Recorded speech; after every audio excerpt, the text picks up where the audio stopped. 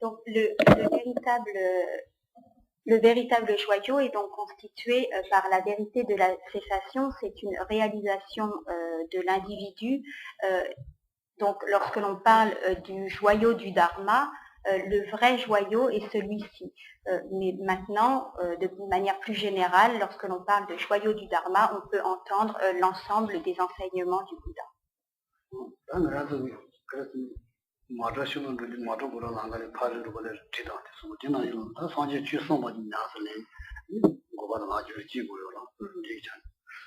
De la même manière que si l'on prend un bateau pour atteindre l'autre rive, le bateau lui-même n'est qu'un moyen, et l'autre rive est le but. De la même manière, les enseignements du Bouddha ne sont qu'un moyen d'obtenir la libération du cycle des existences.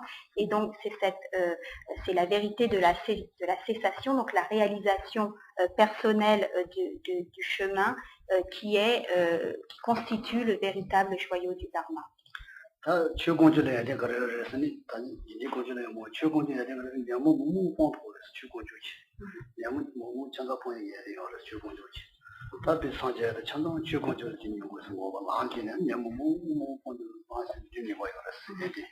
En pratiquant le joyau du Dharma, donc en suivant la vérité du chemin, donc en pratiquant cette vérité du chemin, nous allons réduire nos perturbations mentales. Et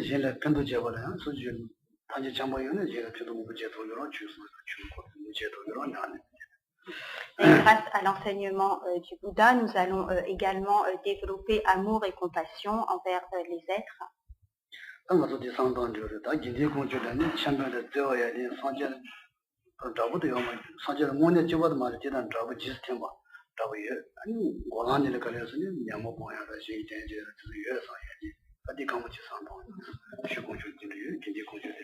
Également, donc, nous penserons que la communauté des pratiquants représentent en quelque sorte le Bouddha. Ils nous assistent dans notre pratique, ils vont nous permettre, grâce à leur assistance, d'éliminer nos perturbations mentales, de développer la sagesse, l'amour, la compassion. Et donc nous allons pendant 2 minutes donc réfléchir aux qualités du joyau du Dharma et aux qualités du joyau de la Sangha.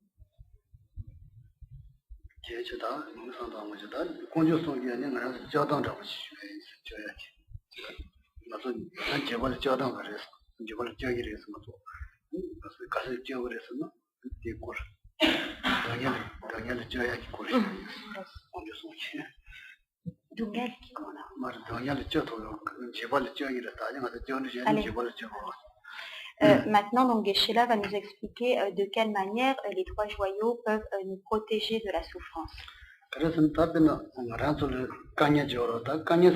강야들의 나라서 지기를 세지고 용으로서 강야는 지기로 쓰이는 강야는 만지요 강야들 세라 아니데 동야들 세라 아니데 고주선 세토기를 그래서 선자고 중에 마된 아니 견제 고주 로봇이 아니 수나 라냐스네네 라줄 라줄 줄지선 아니 쇼모니스만 로베다 지요 말았어 지금도 저도 다 수술 전에 다들 라줄 아니 라지선 되네 뭐냐 저거를 저뭐냐 토를 라줄 지선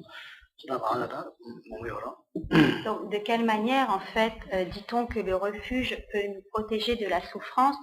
Ce n'est pas simplement donc en prenant refuge que nous allons être protégés des difficultés et de la souffrance, mais le Bouddha étant celui donc qui montre la voie, il s'agit donc de pratiquer ces enseignements et donc de réaliser le joyau du Dharma pour être véritablement protégés de la souffrance, puisque en effet, une fois que nous serons libérés du cycle des existences, nous n'aurons plus à expérimenter aucune souffrance.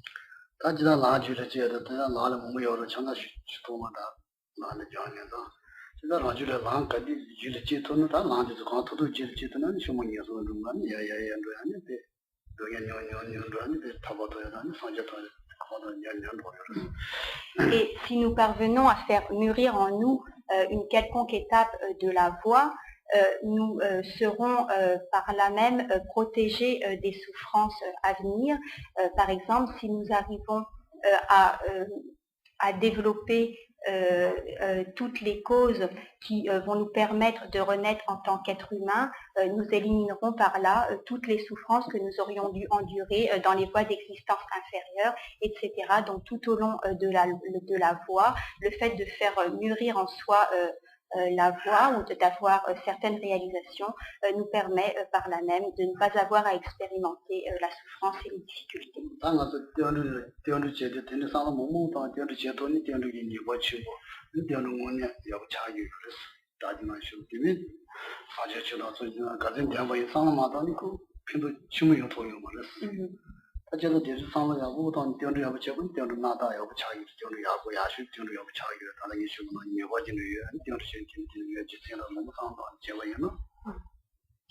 Pour que notre prise de refuge véritablement soit une force et véritablement un effet, il ne suffit pas de réciter des millions de fois la prise de refuge avec l'esprit vide sans penser à ce que nous récitons, mais il s'agit donc de réfléchir profondément aux qualités des trois joyaux, aux raisons pour lesquelles ils ont le pouvoir de nous protéger, de quelle manière ils ont le pouvoir de nous protéger, si nous faisons telle ou telle chose, est-ce que cela va dans le sens ou pas du refuge, dans le sens ou non des enseignements du Bouddha.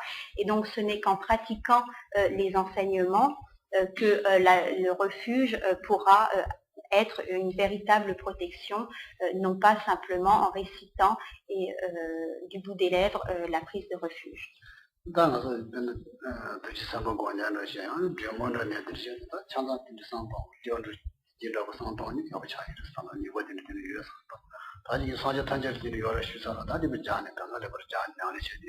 Également, si nous avons des pratiques de déités tutélaires comme Vajrasattva, comme Tara ou autres, il est très important de développer également envers ces déités les mêmes réflexions que nous pouvons avoir sur les qualités des Bouddhas en général, sur les trois joyaux, et donc de pratiquer avec tout cela à l'esprit, et donc de ne pas pratiquer ces déités également de manière très formelle, sans développer tous ces aspects. Il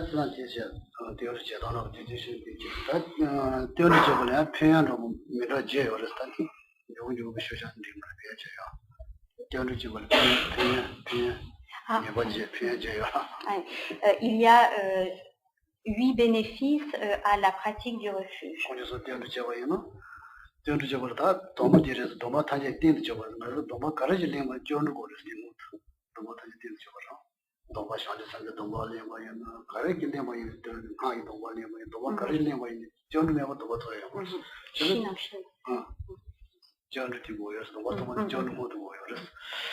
Le premier de ces bénéfices est de pouvoir prendre les vœux de Bodhisattva ou des initiations. Donc, De manière générale, il est impossible de prendre des vœux si nous n'avons pas comme base la prise de refuge. Donc la prise de refuge est la base de toutes les initiations et de tous les vœux que nous pouvons prendre.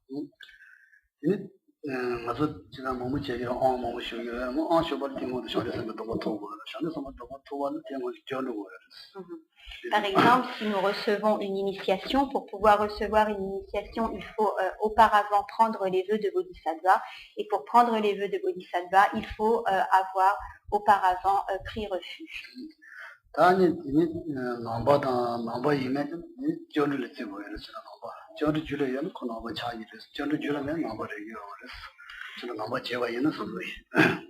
Deuxièmement, le fait de prendre refuge permet de distinguer les bouddhistes des non-bouddhistes. Donc, le fait de prendre refuge est comme le commencement ou l'entrée dans le bouddhisme.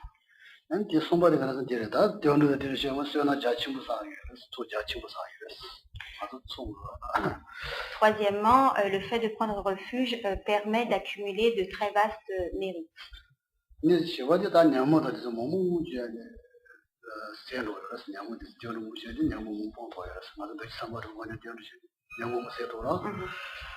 Quatrièmement, la prise de refuge, notamment si elle est suivie de la pratique de Vajrasattva, permet d'éliminer de nombreuses fautes, donc d'éliminer de nombreuses empreintes négatives.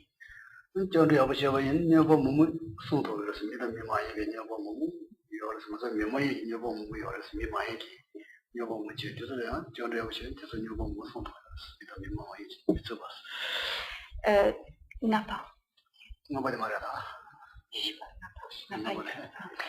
Cinquièmement, le fait de prendre sincèrement refuge permet de réduire les nuisances que pourraient nous infliger les hommes ou les esprits.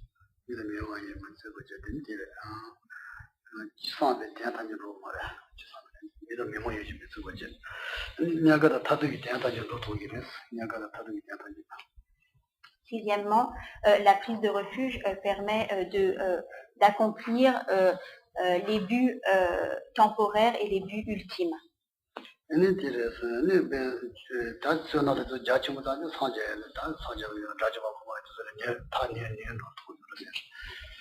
La prise de refuge permet ensuite d'obtenir une existence humaine, permet d'obtenir la libération du cycle des existences et l'état de Bouddha, sur la base de la prise de refuge.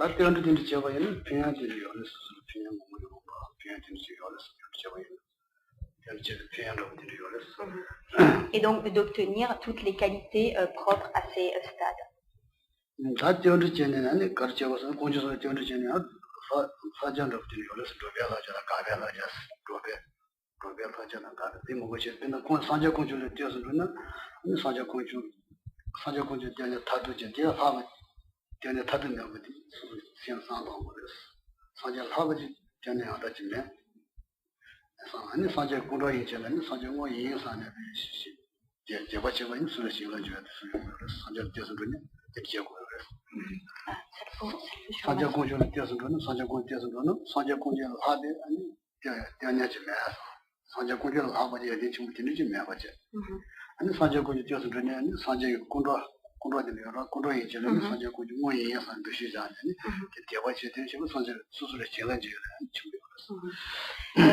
Également, donc, le fait de prendre refuge et de considérer toutes les représentations du Bouddha comme étant le Bouddha lui-même, les représentations en statue ou en image du Bouddha comme étant le Bouddha lui-même, nous permet d'obtenir de grandes bénédictions pour notre pratique.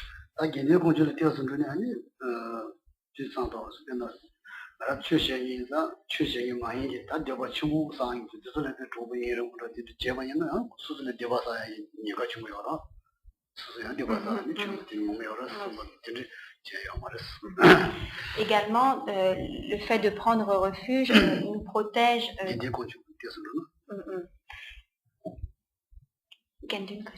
Allez. Le fait de prendre refuge et de nous fier, de nous associer avec la communauté des pratiquants nous permet d'éviter les mauvaises rencontres, donc ce qu'on appelle les passeurs, c'est-à-dire les personnes qui n'ont pas foi en le dharma et qui pourraient nous détourner de la voie.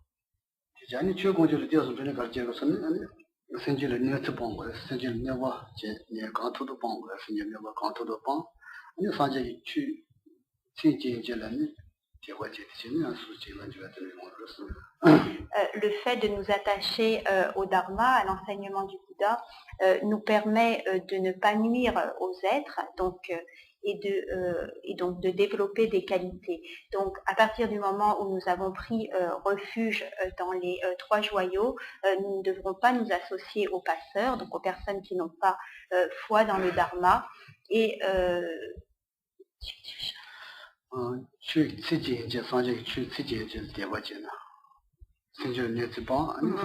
nous devrons excusez-moi, je suis fatiguée, je viens d'entendre, j'oublie.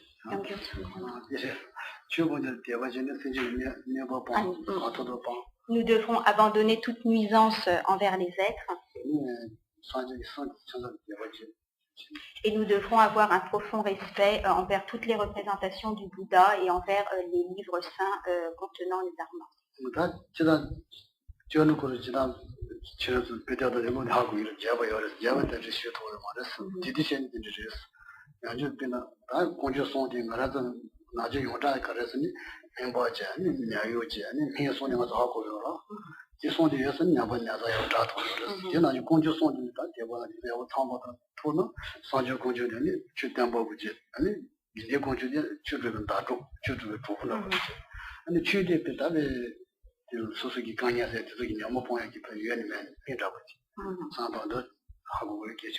Donc, de manière générale, il y a de nombreuses instructions relatives à la prise de refuge, aux trois joyaux, aux instructions afférentes donc à cette prise de refuge, aux différentes pratiques qu'il faut suivre lorsque l'on a pris refuge.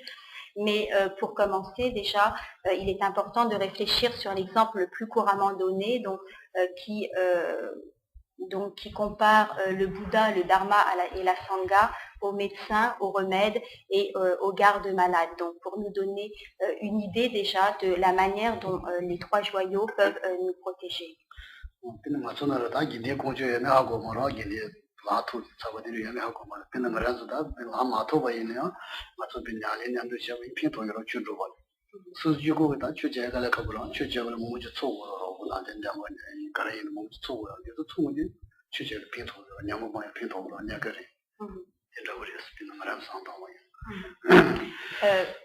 Bien sûr, par exemple, lorsque l'on parle du joyau de la communauté, de la Sangha, cela englobe un très grand nombre d'êtres dont nous ne pouvons pas vraiment avoir idée. Par exemple, les déités, donc les bodhisattvas, nous ne pouvons pas forcément les rencontrer, et il est plus facile de penser aux amis qui nous assistent dans la pratique, avec qui nous nous réunissons pour pratiquer, et donc cela aussi constitue le joyau de la Sangha, un joyau de la Sangha qui nous est plus accessible.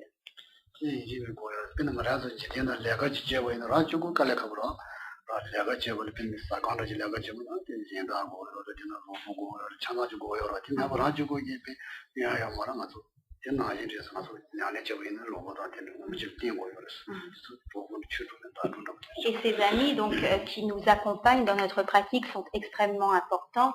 Nous ne pourrions pas arriver sans ces aides qui sont extrêmement précieuses, de la même manière que si on veut ouvrir un restaurant, nous ne pourrons pas y arriver tout seuls, mais nous aurons besoin de collaborateurs. De la même manière, le joyau de la Sangha peut être constitué par tous ces amis qui nous entourent dans notre pratique.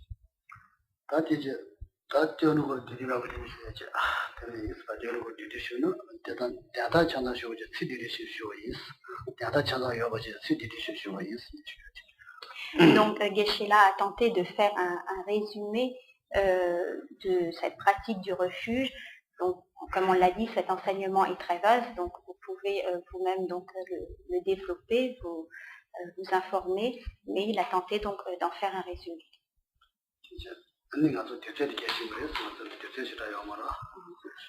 n'avons pas beaucoup de temps, donc nous ne pouvons pas tellement développer les enseignements.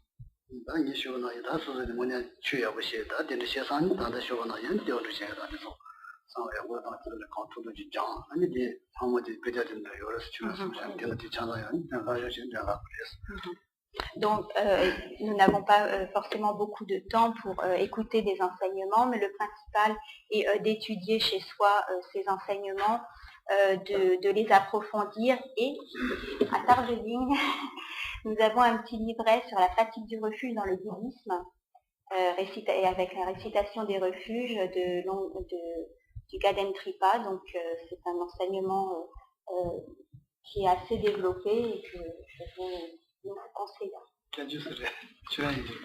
Là. Question A. Je ne sais pas qui avait traduit. Non, je ne pense pas que c'était Marie-Thérèse. Hein. Voilà, c'était pas moi. Donc vous pouvez le lire.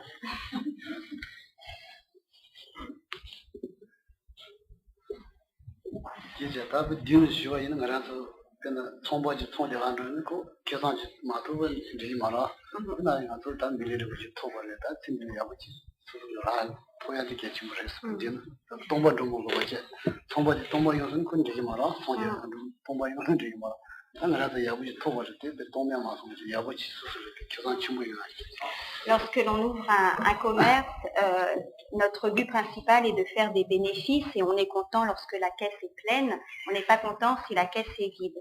Donc de la même manière, nous devons tirer profit de cette existence humaine et au maximum de nos possibilités, donc mettre en pratique les enseignements. Donc si vous avez des questions.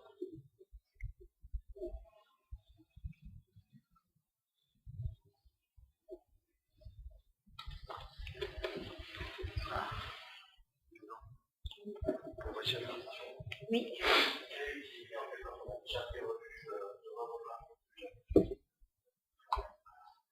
On a déjà pris refuge auprès d'un maître, Tenchik Lama qui Sala, Kyabdroki, Yangyo Kasa Lama Shanda qui Kyabdro Shuyate, Penyo Nyorete. Kyabdro Dompa.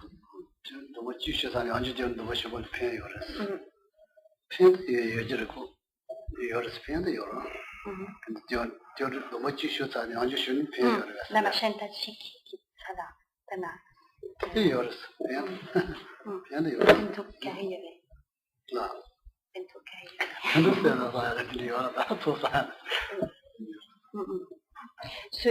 Cela peut avoir l'utilité d'accumuler des mérites.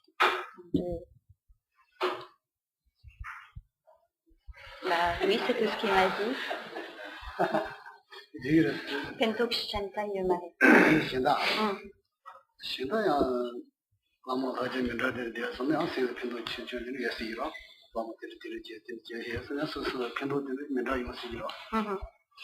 On peut accumuler des mérites différents selon les maîtres envers lesquels on prend refuge, donc cela peut être une bonne chose. Les maîtres peuvent apporter des choses différentes. C'est possible de prendre plusieurs fois. Alors, la question. Alors, tout à l'heure, Michel, il a dit que le cycle des existences, c'était la souffrance. Mais sur le cycle des existences, on ne peut pas avoir la calculation. Alors, on ne peut pas. Est-ce qu'on est obligé de percevoir le cycle des existences réellement comme souffrance? Korwala Dungen Yore, Ine Kasa Dungel Mena, Ane Korwa Mena, Sambi Kikopang Topia Yomare, Chesam Kasa Injinji Korwa Dungel Sigogere.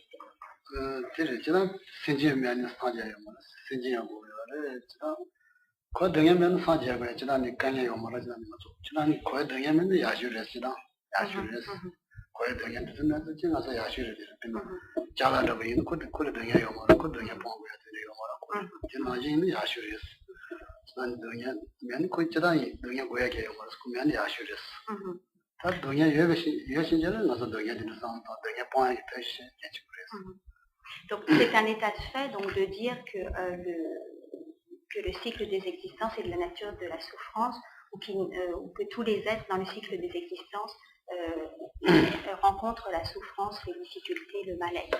Donc Geshe-la dit ce serait mieux si on n'avait pas à passer par là, si on n'avait pas à passer par la souffrance, si on était par exemple comme une table, la table n'a pas à se soucier de se libérer de la souffrance. En ce qui nous concerne, parce que nous souffrons, donc parce que nous constatons la souffrance, nous devons nous en libérer. Tout simplement. Ce serait mieux, bien sûr, si nous n'avions pas expérimenté la souffrance et si cela ne servait pas de base à la libération, à l'état de Bouddha, mais c'est comme ça que ça fonctionne. S'il n'y avait pas de souffrance, tous les êtres seraient semblables à des Bouddhas et bien sûr, ce serait mieux que ce soit ainsi. Ça n'est pas comme ça. La souffrance, c'est un mieux. C'est ça. Donc, là, ça peigne peignerait.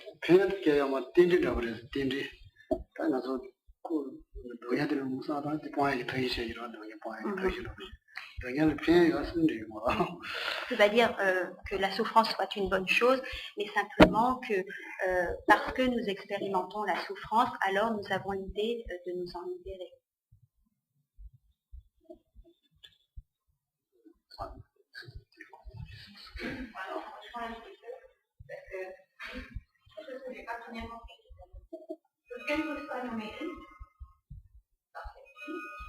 Nous devons expérimenter les souffrances parce que nous sommes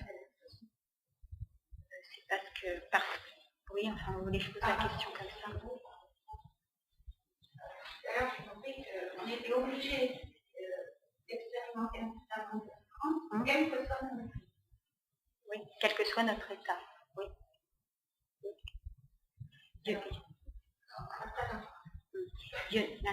Yunten Katse Yunayang Dungel Nyongo Giyore. Nyongo Giyore, ça. C'est samedi Kasa. Detsun Yongi Yomare.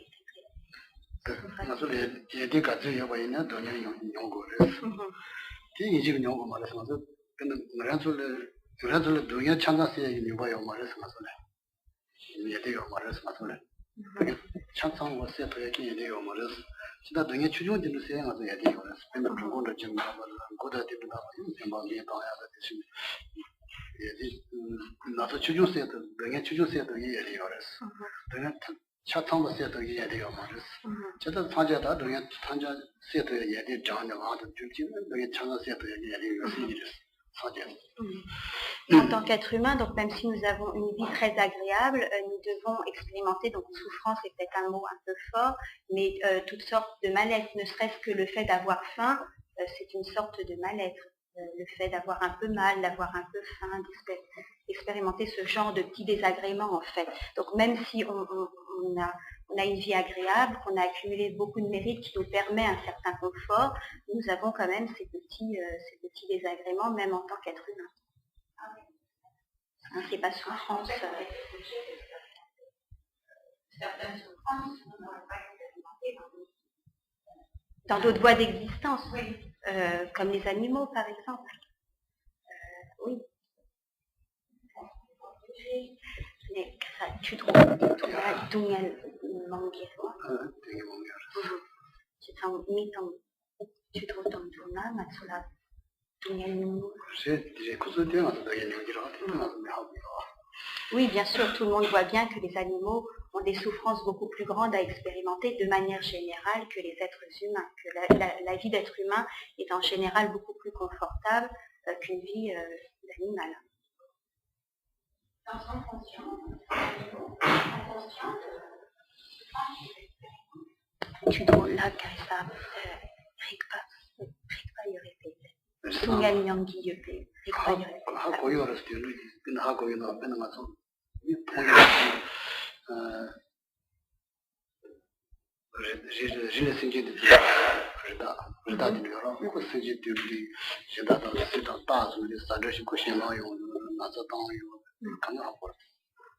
Oui, on peut bien voir, par exemple, que les animaux sauvages, lorsqu'ils sont coursés par des chasseurs, on peut voir leur frayeur, ils cherchent à se cacher, à éviter la mort, et lorsqu'ils sont blessés, on peut voir que manifestement, ils souffrent énormément.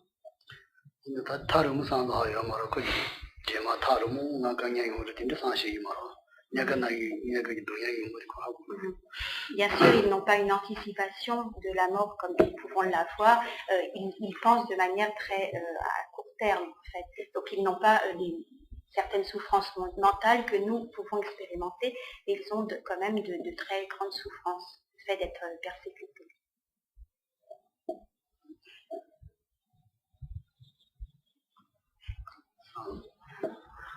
Je reviens parce que tout à l'heure, il a parlé de 4 notes de vérité.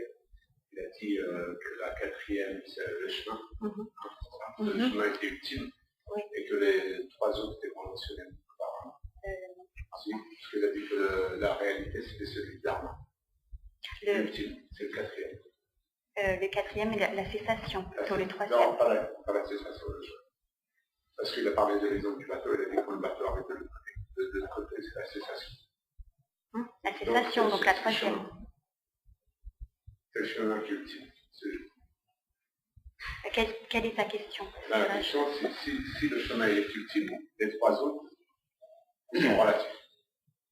Alors, comment est-ce possible de croire à la souffrance?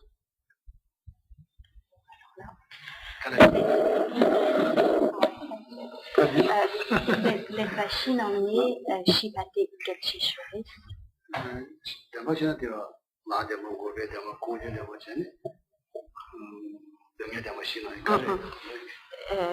Ane Kasa Gelcheshuris, Kasa Denpanune dire Shipate.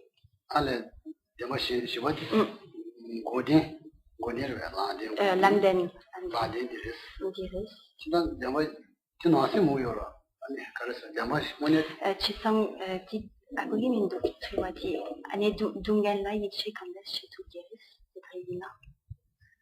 Nala Salpolindo, Chisang, Nala Salpolindo. Chinan Yajuman. Mais il ne comprend pas bien la question. Moi, j'ai dit exactement ce que tu as dit et... mais ce serait pas plusieurs étapes. Oui, voilà, ce serait mieux. Il doit manquer des maillons.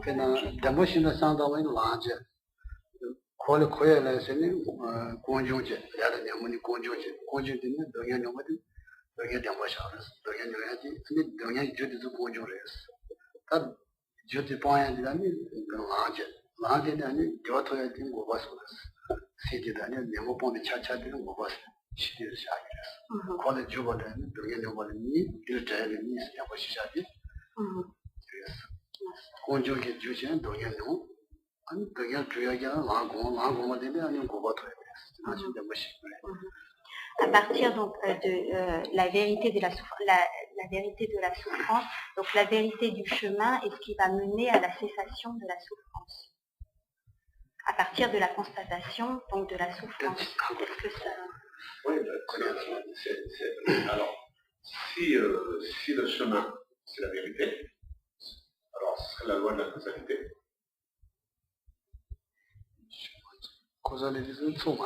Je comprends pas bien en fait la question, donc je peux pas traduire. Oui. Non, parce que tout à l'heure il nous a dit que quand on arrive de l'autre côté, c'est la cessation, c'est le bateau qui arrive de l'autre côté. L'exemple est ça.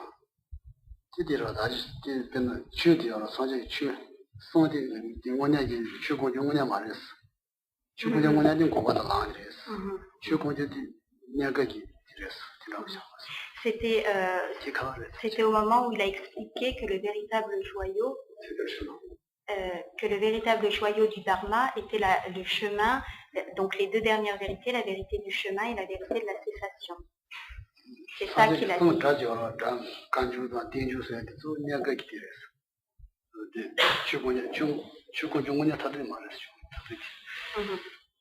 Et donc le véritable joyau du Dharma, c'est ces 2 dernières, est constitué par ces 2 dernières. On a une cause et on a 2 effets.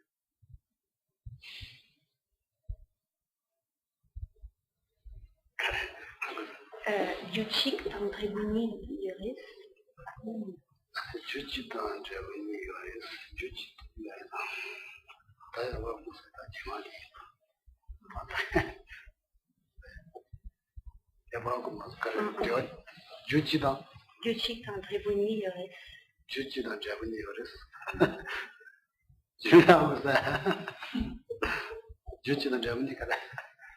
Quelle est cette cause et quels sont ces deux effets? Les deux effets, c'est de prendre le chemin et la cessation. Et les deux effets. Et la cause, ce serait le dharma. Churis, Anit Tribuni, Koklam Golani. Jutu Lares, Lanya Mupon, Juchuris, Juchudreda, Chujamaris, Jujumaris, Chuna Juning, what is Juremara? Chuna Land the Juris, Tabai Jut Lares, what is Jumaris? Lapon with the Kunyan and Limoras. Nyamri, body, Nyamri, moving over Yandoras. Julian Ladis and Govati Yandoras. En fait, la vérité de la cessation et du chemin vont ensemble à mesure du temps où on progresse sur la vérité du chemin, on obtient la cessation.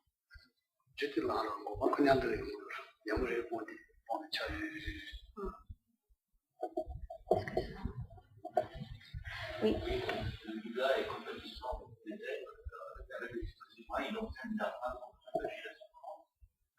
De quelle manière le Bouddha vient en aide de la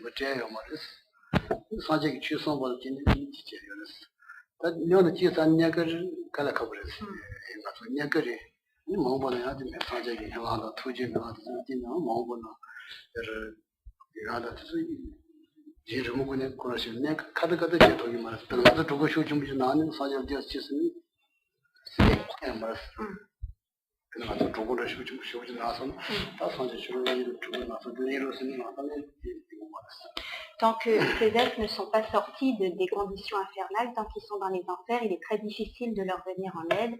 Et donc, même si les Bouddhas ont tous les pouvoirs, de leur côté, ces êtres n'ont pas accumulé les causes qui leur permettraient de rencontrer un Bouddha pour qu'il puisse leur venir en aide. Donc, tant que ces êtres n'ont pas repris des naissances plus favorables, notamment en tant qu'être humain, il est très difficile de leur venir en aide, puisque le Bouddha lui-même a dit qu'il ne pouvait pas prendre les souffrances des êtres sur lui de la même manière que l'on prend un objet. Donc il faut qu'il y ait des deux côtés des conditions qui soient réunies pour que le pouvoir du Bouddha puisse s'exercer et pour qu'il puisse leur venir en aide. Donc tant que ces êtres sont dans les enfers, il est très difficile de leur venir en aide. Mais même en tant qu'être humain, il est difficile à un Bouddha de venir en aide à un être humain si de son côté l'être humain n'a pas accumulé les causes favorables qui lui permettraient de rencontrer un Bouddha. Donc, mais dans les enfers, c'est pratiquement impossible à un Bouddha de venir en aide aux êtres des enfers.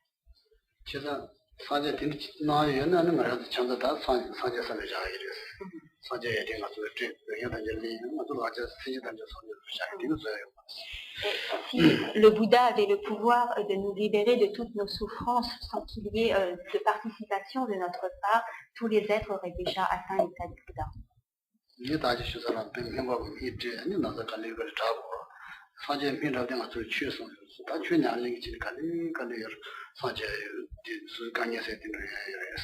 Et comme l'a expliqué Geshe-la tout à l'heure, le Bouddha est comparable à un médecin qui donne un traitement, mais si on ne prend pas le traitement, si on ne prend pas les médicaments, nous ne pouvons pas guérir. Donc la seule méthode est en fait de mettre en pratique les enseignements du Bouddha pour obtenir des résultats.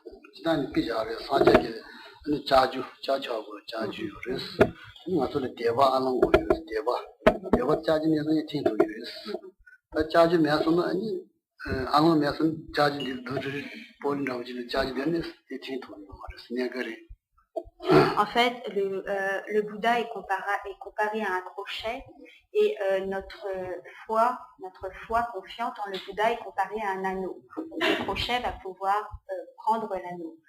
Mais si le Bouddha, qui est représenté par le crochet, rencontre une surface plane, comme un verre par exemple, le crochet ne pourra pas s'accrocher sur cette surface. Donc le Bouddha qui est semblable au crochet, a tous les pouvoirs de nous venir en aide.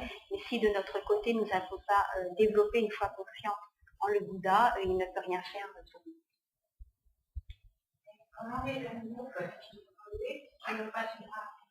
Est-ce que nous, on peut les aider dans la mesure où on reçoit un animal dans son évolution? Tu dois y aller, comment il y en a? Tu dois la repartir chez tout, t'as chez lui. Tu dois repartir, n'arrête de changer. N'attends qu'il repartit chez toi.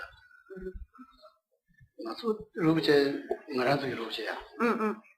Repartir, tu iras, tu ne dis, mais c'est un coup, mais c'est ma joie. C'est là ton affaire. Tu ne le laisses pas le boire, le laisses tu ne le poses que, tu ne le vois. Tu m'as tout niagaré. Shamasaya. Fatin, il y a une chasse à être gamin. 아니 뜻이야. 뒤로 뒤에 다 나와서 치는 성이 이제 봐서 뭐니 배는 옷에 안에는 오는 게 좀. 치다도 해야 돼요. 내가 그런 것이 이만도 가면 뒤로 전인다. Donc, on peut aider un peu les animaux, donc par exemple en empêchant des animaux de se faire tuer, si nous en avons le pouvoir, en les protégeant contre les chasseurs, en essayant donc, si on est bouddhiste, de leur réciter quelques mantras. Voilà, donc tous ces petits moyens qui leur permettent au moins de rester en vie, nous pouvons les mettre en œuvre si nous pouvons.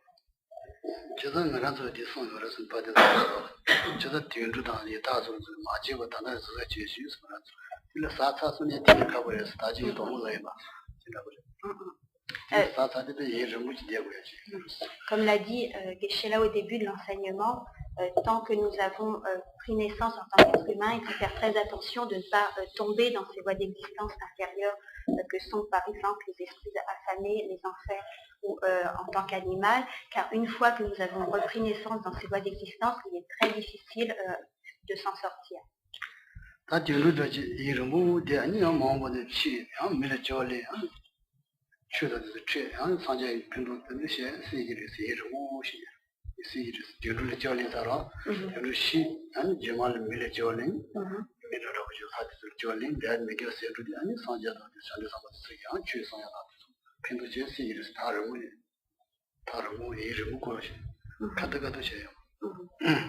Donc, une fois que nous avons pris naissance en tant qu'animal, au bout d'un certain nombre de renaissances, il est possible de reprendre naissance en tant qu'être humain et d'avoir accès ensuite donc, aux enseignements.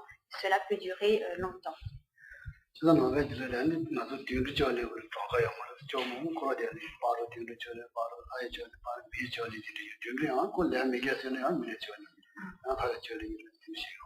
Et il est possible également de faire une sorte de cycle, une fois qu'on a pris naissance en tant qu'animal, de reprendre naissance en tant qu'être humain, après en tant qu'homme, de retomber en tant qu'animal.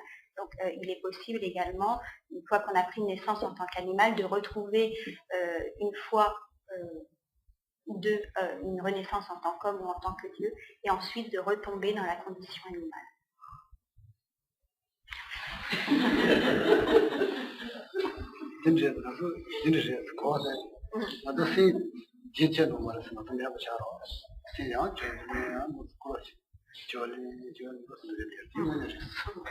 Donc effectivement, nous sommes ballottés dans le cycle des existences, nous reprenons naissance sans cesse, donc effectivement, donc il peut y avoir des chutes, des remontées.